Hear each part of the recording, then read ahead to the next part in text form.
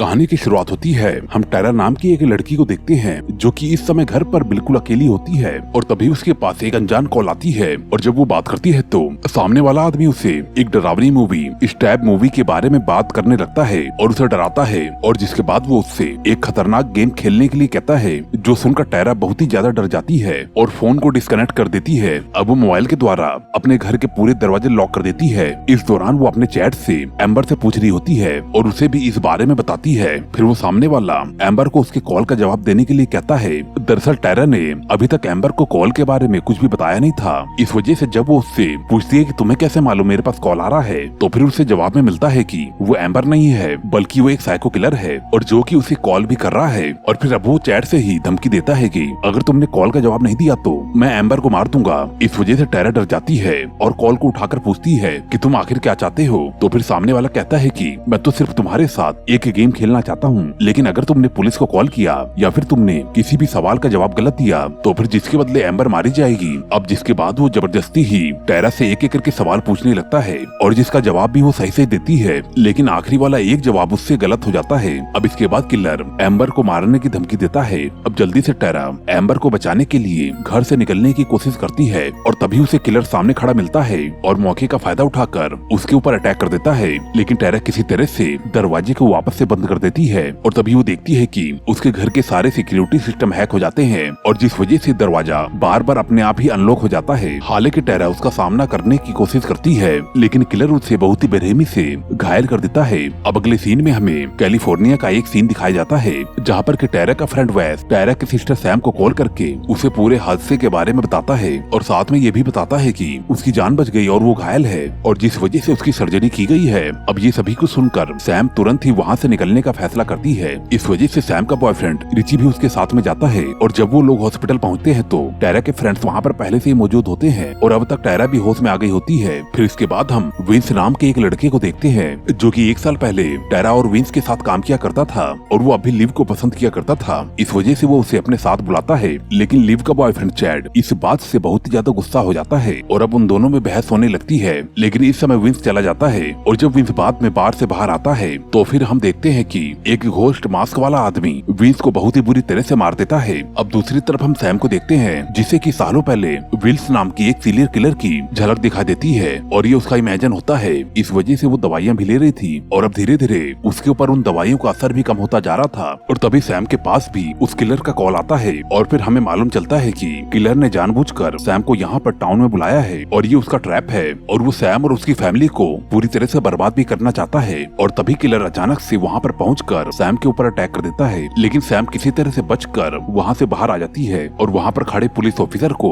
इस बारे में बताती है। लेकिन जब ऑफिसर वहाँ पर चेक करता है तो उसे वहाँ पर कोई भी नहीं मिलता। अब दूसरी ऑफिसर आती है और सैम को वहाँ से चले जाने के लिए कहती है क्योंकि सैम का पास्ट का रिकॉर्ड कुछ अच्छा नहीं है। अब इसके बाद सैम वहाँ से जाने से पहले टैरा से हॉस्पिटल में अकेले में बात करती है तो फिर हमें मालूम चलता है कि उनके डैड उन्हें बचपन में ही छोड़ के चले गए थे। इस दौरान सैम टैरा को बताती है कि उस दिन कुछ ऐसा हुआ था कि जिसकी वजह से उनके डैड उनको छोड़कर चले गए थे और फिर वो बताती है कि एक दिन मुझे अपनी मॉम की पर्सनल डायरी मिलती है और मैं उस डायरी को पढ़ने के लिए बहुत ही ज्यादा एक्साइटेड थी। तो फिर उस डायरी में मुझे मालूम चलता है कि उसके डैड असली डैड नहीं है और फिर इस बात पर सैम बहुत ही ज्यादा गुस्सा होती है और अपने मॉम से जाकर झगड़ने लगती है और तभी उसके डैड भी पीछे से आ जाते हैं और उसकी ये सभी बातें सुन लेते हैं और गुस्से में घर छोड़कर चले जाते हैं और इसी वजह से मॉम भी उससे काफी गुस्सा हो गई थी और इन बातों से सैम बचपन में ही पूरी तरह से बदल गई थी और बड़े होने पर उसने इन बातों को लेकर अपना घर भी छोड़ दिया था। लेकिन सैम को उस रात इस बात का दुख नहीं था कि बल्कि उसकी वजह से उसकी फैमिली टूट गई, क्योंकि उसको इससे ज्यादा इस बात से दुख था कि बल्कि उसके डैड कोई और नहीं वो बिली थे जो कि एक सीरियल किलर था और जिनके ऊपर स्टैब मूवी बनी थी। फिर सैम टैरा को बताती है कि और इस बात को हमारे सिवा कोई और भी जानता है और इसी वजह से तुम्हारे ऊपर अटैक हुआ है। अब इस बात को जानकर टैरा बहुत ही ज्यादा गुस्सा होती है और सैम के ऊपर गुस्सा होकर उसे वहाँ से जाने के लिए कहती है और अब क्योंकि कोई भी सैम की हेल्प करने के लिए तैयार नहीं था, इस वजह से सैम डेवी नाम के एक आदमी के पास पहुँचती है और जिसने कि सालों पहले सैम के डैड का सामना भी किया था। और जब डेवी को मालूम चलता है कि सैम और डेवी पर अटैक कर रहा सीरियल किलर स्टैब मूवी का बहुत ही बड़ा फैन है और जो कि सैम के डैड बिली और उनके एक साथी के ऊपर बनाई गई थी, तो फिर वो बताता है कि कातिल से बचने के लिए हमें मूवी के कुछ रूल्स फॉलो करने पड़ेंगे और जिसमें कि सबसे पहला रूल था कि अपने बॉयफ्रेंड के ऊपर भी कभी भी भरोसा मत करना और दूसरा ये था कि किलर हमेशा से पास्ट से रिलेटेड ही अटैक करता है और तीसरा रूल यह है कि और जो पहला विक्टिम होगा उसका एक फ्रेंड ग्रुप भी होगा और उस ग्रुप का हिस्सा वो किलर भी होता है। हालांकि अब ये सारी चीजें जानकर सैम डेवी से किलर का पता लगाने के लिए कहती है, लेकिन वो इस बात के लिए मना करता है और बताता है कि पहले से ही मेरे ऊपर 10 बार अटैक हो चुका है। लेकिन जब इसके बावजूद भी सैम उसके ऊपर फोर्स करने की कोशिश करती है तो फिर वो उन दोनों को ही घर से बाहर निकाल देता है। फिर उन सबके जाते ही डेवी फोन करके अपने दोस्तों को किलर के बारे में बताता है और सावधान रहने के लिए कहता है। अब इसके बाद वो थोड़ी देर कुछ सोचता है और वापस से रिची और सैम के पास उनकी हेल्प करने के लिए निकल जाता है। अब जिसके बाद वो लोग टायरा के सभी दोस्तों से मिलते हैं। इस दौरान सैम उन्हें ये सच्चाई भी बता देती है कि वो टाउन के फेमस किलर विली की बेटी है। अब उनकी बातों से हमें ये भी मालूम चलता है कि वेस भी विली के दोस्त का बेटा है और इसी वजह से किलर ने उसे भी मार दिया है। अब सभी बातों से उन्हें ये मालूम चल जाता है कि वो किलर ओरिजिनल पार्ट्स का सीक्वल बना रहा है और इसी वजह से ही वो पास्ट से जुड़े हुए लोगों को मार रहा है और ताकि स्टोरी पास्ट की मूवी से कनेक्टेड रहे और मूवी का अगला पार्ट बन सके। अब इन सभी बातों को सुनकर सैम बहुत ही ज्यादा घबरा जाती है और अकेले ही अपनी गाड़ी को लेकर वहाँ से निकलती है। और फिर हम वेस की मॉम सैरिफ को देखते हैं जो कि अपनी गाड़ी से पिज्जा लेने जा रही होती है और तभी रास्ते में किलर उसके पास कॉल करता है और उसे कहता है कि मैं तुम्हारे बेटे को मारने वाला हूँ। अब वो बहुत ही ज्यादा डर जाती है और अपने बेटे को कॉल लगाती है, लेकिन उसका बेटा कॉल को पिकअप नहीं करता। इस वजह से वो अपनी गाड़ी को तेज चलाकर जल्दी से जल्दी घर पहुँचती है और हम देखते हैं कि वहाँ पर किलर पहले से मौजूद था और जो कि तुरंत ही उसके ऊपर चाकू से अटैक कर देता है। इसके बाद वो किलर वेस के ऊपर भी अटैक करके उसे बहुत ही बुरी तरह से मार देता है। अब टाउन के अंदर हो रहे कत्ल के बारे में डेवी की एक्स वाइफ गेल को भी मालूम चल गया था। इस वजह से वो शहर में वापस आ जाती है। उसे देखकर डेवी काफी परेशान हो जाता है और उसे कहता है कि तुम्हें यहाँ पर नहीं आना चाहिए था। तब वो बताती है कि मैं यहाँ पर अकेले नहीं आई हूँ बल्कि अपने न्यूज कवरेज टीम के साथ आई हूँ। और तभी वहाँ पर एक पुलिस ऑफिसर को देखकर सैम बहुत ही ज्यादा घबरा जाती है क्योंकि वो पुलिस ऑफिसर हॉस्पिटल में टायरा को अकेला ही छोड़कर आ गया था। इस वजह से टायरा को बचाने के लिए सैम और डेवी हॉस्पिटल के लिए निकल पड़ते हैं। अब दूसरी तरफ हॉस्पिटल में हम टायरा को देखते हैं जिसको कि रूम के बाहर किसी के होने का एहसास होता है। इस वजह से वो डर जाती है और बड़ी मुश्किल से अपने व्हील चेयर पर बैठकर बाहर चेक करने के लिए जाती है और तभी इसी दौरान हॉस्पिटल की लाइट भी चली जाती है। इसके बाद वो जब रिसेप्शन पर पहुंचती है तो उसे वहां पर एक पुलिस ऑफिसर की डेड बॉडी बहुत ही बुरी हालत में मिलती है और जिस वजह से टायरा और भी ज्यादा डर जाती है। और तभी वहां पर रिची पहुंचता है जिसे कि किलर मार कर बेहोश कर देता है, लेकिन इससे पहले कि वो टायरा को किसी भी प्रकार का नुकसान पहुंचा पाता, इससे पहले वो किलर के ऊपर कोई सामान गिरा कर वहाँ से भागने लगती है। हालांकि फिर भी किलर उसे पकड़ लेता है, लेकिन जैसे ही वो टायरा को मारने वाला होता है वैसे ही डेवी और सैम वहाँ पर पहुँच जाते हैं और किलर के ऊपर अटैक कर देते हैं। अब किलर और डेवी की हाथापाई होना शुरू हो जाती है और किलर डेवी के ऊपर भारी पड़ रहा होता है, लेकिन तभी डेवी उसके ऊपर गन से शूट करके उसे घायल कर देता है। और जब सभी लोग वहाँ से निकल रहे होते हैं तभी उसे याद आता है कि उसे किलर के सर पर गोली मारनी चाहिए थी, नहीं तो वो वापस भी आ सकता है। अब वो बाकी लोगों को वापस भेजकर किलर को मारने के लिए जाता है, लेकिन इससे पहले कि वो किलर को मार पाता डेवी के मोबाइल की रिंग बजती है और उसका ध्यान भटक जाता है और जिस वजह से किलर उड़ जाता है और चाकू की मदद से डेवी को वहीं पर ही मार देता है। अब जिस बात से गेल को बहुत ही ज्यादा दुख होता है। अब दूसरी तरफ हम टायरा को देखते हैं जिसके पास सैम पहुंचती है और उसे बताती है कि मैंने बचपन में बहुत ही गलत किया और मैं अब तुम्हें कभी भी छोड़कर नहीं जाऊंगी, मैं तुमसे बहुत ही ज्यादा प्यार करती हूँ। अब इसके बाद वो अपने सिस्टर के साथ उस टाउन को छोड़कर जारी होती है और वहाँ पर मौजूद गेल की दोस्त सिडनी उसे रोक लेती है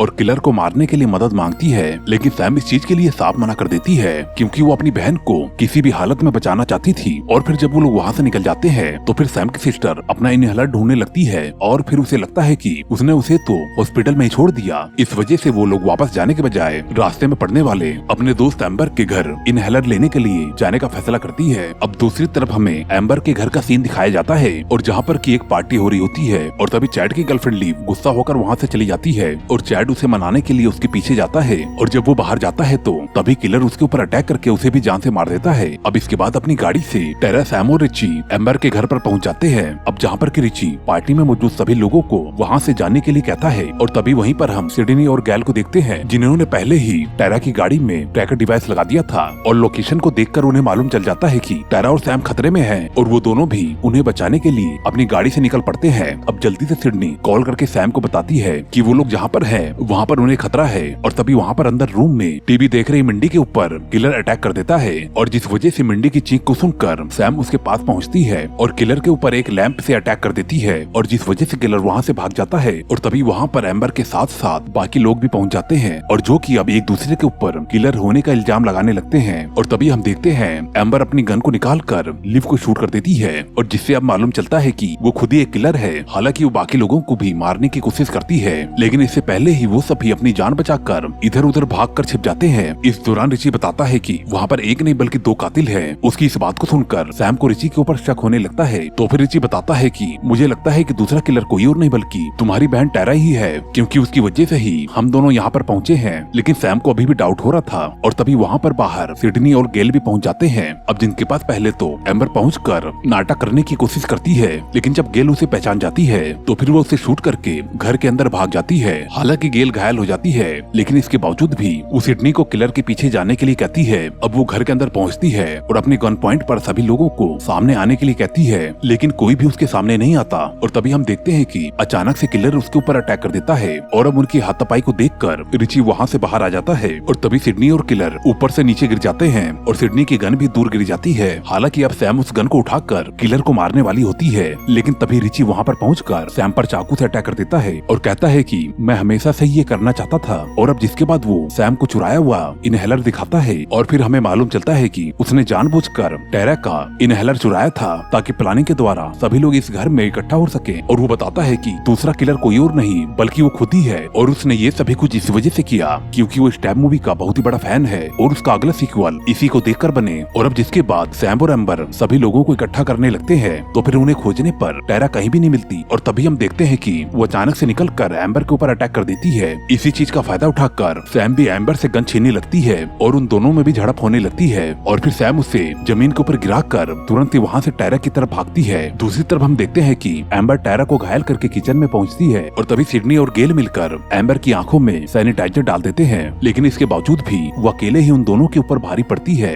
और गेल का गला दबाकर उसे मारने की कोशिश करती है, लेकिन गेल उसे गन से शूट करके गैस स्टोव पर गिरा देती है और जिस वजह से एम्बर के अंदर आग लग जाती है। इधर रिची भी खून के धब्बों को फॉलो करते हुए सैम के पास पहुंचता है, लेकिन वो उसके ऊपर अटैक करके वहां से भागने लगती है और जिस वजह से वो दोनों ही एक साथ सीढ़ियों से नीचे गिर जाते हैं। और तभी सैम को अपने फादर विली की झलक दिखाई देती है जो कि उसे एक चाकू की तरफ इशारा करते हैं। फिर सैम उस चाकू को उठाकर रिची के मुंह पे दे मारती है और फिर उसके बाद उसके अंदर बहुत ही बार चाकू घुसाकर बहुत ही बेरहमी से उसे मार देती है। और तभी वहाँ पर गेल और सिडनी भी पहुँच जाते हैं और जो कि गन को लेकर रिची के सिर पे शूट कर देती है ताकि वो कातिल वापस से जिंदा ना हो सके। और तभी आधी जली हुई एम्बर चाकू को लेकर उन सभी के ऊपर हमला करने की कोशिश करती है, लेकिन टैरा उसके सिर पर शूट करके उसे भी मार देती है। और फिर हम आखिरी सीन में देखते हैं कि मिंडी और चैड की भी जान बच चुकी है और उन्हें ट्रीटमेंट के लिए हॉस्पिटल ले जाया जाता है। और जिसके बाद हम देखते हैं कि सैम अपने सिस्टर टैरा के साथ सभी को अलविदा बोलकर उस शहर से जाने का फैसला करती है। और दोस्तों इसी के साथ ही ये मूवी यहीं पर ही एंड हो जाती है। दोस्तों आपको ये स्टोरी कैसी लगी हमें कमेंट करके जरूर बताएं और दोस्तों चैनल को सब्सक्राइब करके बेल आइकन को जरूर दबा देना, क्योंकि बेल आइकन को दबाने से ही आपको आगे की वीडियो मिलेगी। अब मैं मिलता हूँ आपको अगली वीडियो में। Okay bye.